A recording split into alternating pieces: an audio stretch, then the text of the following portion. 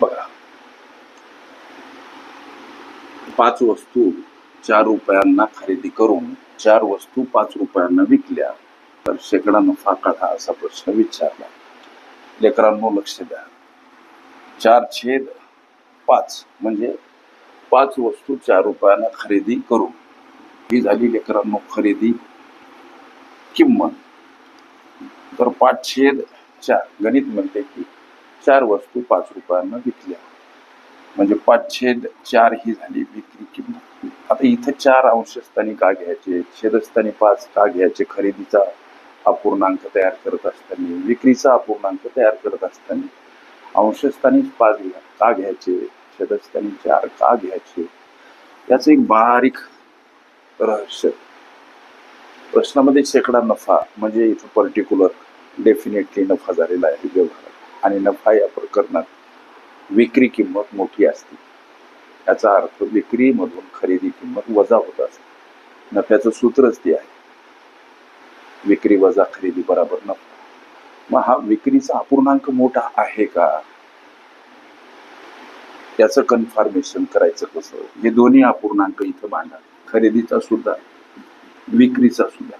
काही बारीक गोष्टी असतात, हे बारीक काही ठोकताळे असतात बेटा. नफा झालेल्या प्रकरणात विक्री मोठी असावी हा गणितीय दंडक तुम्हाला सर्वांना माहिती. मग विक्रीचा हा अपूर्णांक मोठा आहे का, आला पाहिजे. प्रश्नामध्ये शेकडा नफा विचार. रहस्य लक्षात, दोन्ही अपूर्णांक जवळजवळ मांडा. अपूर्णांक कोणता मोठा शोधायचा कसा? तिरपा गुणाकार करून. या छेदाने या अंशाला गुणा, 4×16 इथं मांडा या अपूर्णांकाच्या डोक्यावर. या छेदाने या अंशाला गुणा, 5×5 25 आलेला गुणाकार या अपूर्णांकाच्या डोक्यावर. कोणत्या अपूर्णांकाच्या डोक्यावरील संख्या मोठी? तर 5/4. 5/4 विक्री आहे. नफा झालेल्या प्रकरणामध्ये विक्री मोठी असावी हा गणितीय दंड. मग इथं शेकडा नफा विचारला. प्रथमतः प्रत्यक्ष नफा किती झाला हो याचा शोध घेणे. प्रत्यक्ष नफा म्हणजे विक्री वजा खरेदी, म्हणजे 5/4 विक्री वजा 4/5 खरेदी. या दोन अपूर्णांकाची वजाबाकी. छेद विभिन्न असताना वजाबाकी छेद समान करू. कशी करायची? तिरपा गुणाकार करा. 5×5 25 वजा 4×16 छेदस्थानी छेदाछेदाचा गुणाकार. हे तुम्हाला सर्वांना माहित आहे. अंशस्थानी वजाबाकी 9 छेदस्थानी 20. हा आहे प्रत्यक्ष नफा. प्रश्नामध्ये शेकडा नफा विचारला. हे काही सूत्र असतात. उदाहरणार्थ शेकडा नफा काढण्याचं सूत्र आहे प्रत्यक्ष व्यवहारातील नफा सोबत गुणिला 100 आणि भागीला व्यवहारातील खरेदी किंमत. आता प्रत्यक्ष नफा 9/20 आहे सर. याला गुणिला सोबत 100 घ्यायचे. छेदस्थानी खरेदी किंमत कोणती? तर 4/5. आता हे तुमच्या लक्षात आलं ना. 20×5 100. आता अंशामध्ये 9×5 उरले, छेदस्थानी 4/5. याला संयुक्त अपूर्णांक म्हणतात मराठीमध्ये. इंग्रजीमध्ये कॉम्प्लेक्स फ्रॅक्शन वगैरे जे बी काही नाव लक्षात घ्या.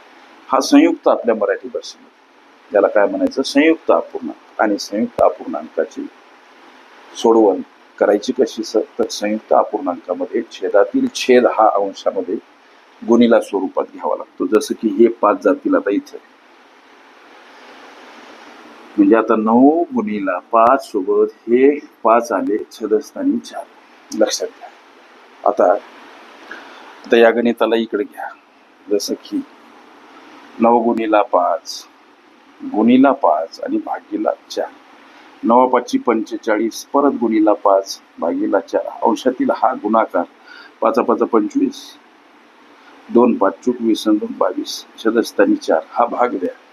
4×25 आणि 2 उरले, झाले 25. 4×7 = 24. लक्षात घ्या. 1 उरला, दशांश चिन्ह द्या, 0 घ्या. 4×2 = 8 म्हणजे 56.2%.